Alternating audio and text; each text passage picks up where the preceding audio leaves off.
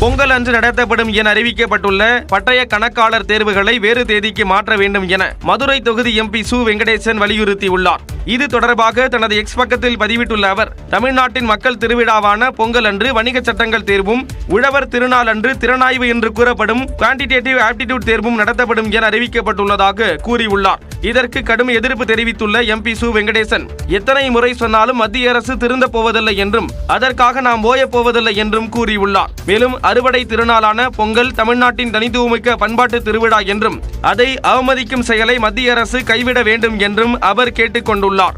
தேர்வர்களுக்கு சிரமங்கள் இன்றி தேர்வு அட்டவணையை மாற்றியமைக்குமாறு மத்திய நிதியமைச்சர் நிர்மலா சீதாராமன் மற்றும் இந்திய பட்டய கணக்காளர்கள் நிறுவனத்தின் தலைவருக்கு தாம் கடிதம் எழுதியுள்ளதாக சு வெங்கடேசன் கூறியுள்ளார்.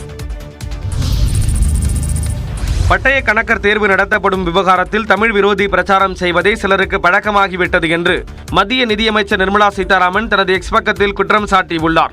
பட்டய கணக்கர் அடிப்படை தேர்வுகள் ஜனவரி 12, 14, 16, 18 ஆகிய தேதிகளில் நடத்தப்படும் என்று ICAI அமைப்பு கூறியுள்ளது. பொங்கல் திருநாளன்று இந்த தேர்வை தமிழர் விரோத மத்திய அரசு நடத்துகிறது என்று திமுக மாணவரணி தலைவர் ராஜீவ்காந்தி எக்ஸ் பக்கத்தில் பதிவிட்டிருந்தார். தீபாவளி என்று தேர்வு நடத்துவீர்களா என்றும் அவர் கேள்வி எழுப்பியிருந்தார். ராஜீவ்காந்தியின் பதிவுக்கு எக்ஸ் பக்கத்திலேயே பதிலளித்துள்ள பாஜக மாநில செயலாளர் SD சூர்யா, CA தேர்வுகளை மத்திய அரசு நடத்தவில்லை என்றும் ICAI என்ற சுதந்திரமான அமைப்பு நடத்துவதாக குறிப்பிட்டார்.